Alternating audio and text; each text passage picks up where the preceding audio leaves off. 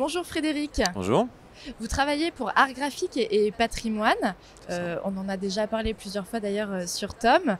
Est-ce que vous pouvez nous expliquer un petit peu quels sont les projets sur lesquels vous travaillez cette année? Est-ce qu'il y a des tendances? Est-ce qu'on est plus sur des projets de réalité virtuelle, de réalité augmentée, de modélisation 3D? Voilà, nous en dire un petit peu plus. Application mobile, on le fait toujours encore. Ça, on a toujours des demandes parce que c'est quelque chose que tout le monde a un smartphone dans les mains. Donc évidemment, ça ouvre une fenêtre de possibilités pour le public pour montrer, pour faire la médiation culturelle qui est assez importante. On a aussi développé ces derniers temps les tables tactiles. Étrangement, on aurait pu croire qu'avec le Covid, ce côté d'avoir une grande surface tactile, bah, ça pouvait. Et au contraire, cette technologie-là, nous, on a eu de plus en plus de projets. Et étrangement, on a pour montrer des reconstructions historiques, des modélisations 3D. Et évidemment, on a aussi des projets de réalité virtuelle et de réalité augmentée. Donc, qui sont des technologies qui sont assez différentes, mais qui utilisent toujours un peu la même matière première, qui est les modèles 3D. Donc, et pour répondre à la question en fait, de savoir un peu les tendances, donc, comme j'expliquais, effectivement, la table tactile, c'est quelque chose qu'on développe de plus chez nous, qu'on n'était pas trop habitué jusqu'à présent.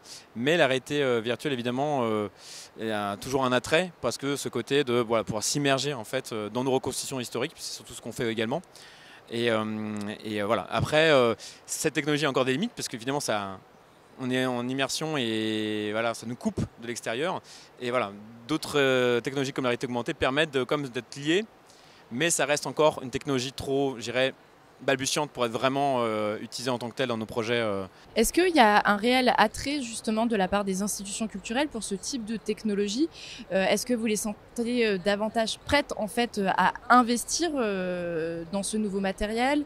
Peut-être aussi un rôle d'éducation, je suppose, des budgets alloués qui sont davantage du coup distribués pour justement proposer des expériences différentes et surtout peut-être un public, je suppose, qui est en train de changer et dont les demandes sont aussi assez diversifiées. Oui, c'est vrai que du coup, ce médium de la réalité virtuelle, il est là aussi pour faire venir aussi un nouveau public. Il y a la crise Covid qui est passée par là, mine de rien. Les gens ont voulu rester plus chez eux, ils ont pris cette habitude-là, donc il faut faire venir les gens. Et donc c'est vrai que les nouvelles technologies permettent aussi pour les institutions culturelles de faire découvrir le musée, le lieu d'une autre façon. Donc c'est sûr que c'est un vecteur pour faire venir les gens in situ.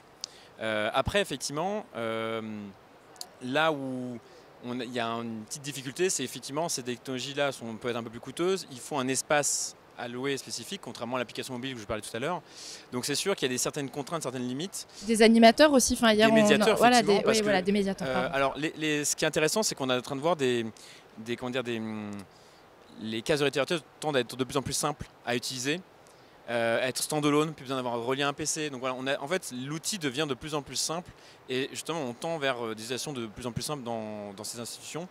Et je pense qu'en fait, même, on n'en est qu'au début vis-à-vis de cette utilisation-là, puisque on a des cases qui vont arriver, on n'aura plus besoin de médiateurs. Les gens même on aura peut-être un chez eux, donc sauront l'utiliser et ça va se développer de plus en plus. Il y a encore moins de contraintes qu'il y a actuellement, parce que mine de rien, ils font comme un lieu, des médiateurs, c'est encore assez coûteux. Les prix sont de moins en moins chers, donc. Du coup, ça va répondre peut-être plus ou moins à ma dernière question. Est-ce qu'on est encore sur des technologies qui restent inexploitées ou du moins qui ne sont pas exploitées à leur maximum? Est-ce que pour vous, il y a quand même une marge de progression, du coup spécifiquement Oui. dans le secteur de la culture? Oui, tout à fait. Et je pense que ça passe surtout par la technologie, justement. Enfin, mine de rien, malgré qu'il y ait des bons, on a l'impression que ça évolue très vite. Le prix, l'équipement. Exactement. Et même le côté immersif, le fait de pouvoir attraper des objets, même de jouer entre le physique et le virtuel. Je pense qu'il y a vraiment des marges. Et c'est surtout cette technologie qui va, je pense, amener à simplifier tout ça. La maturité aussi peut-être de ces Exactement, technologies. et même les modèles 3D. Chez Art Graphique et Patrimoine notamment, on a des modèles 3D qui sont vraiment un détail qui est inexploité, parce qu'en fait les modèles sont trop lourds pour être vraiment mis complètement avec une résolution complète dans ces outils-là. Donc actuellement on est obligé effectivement de diminuer, d'optimiser ces modèles parce qu'ils ne sont pas assez puissants pour pouvoir les faire tourner.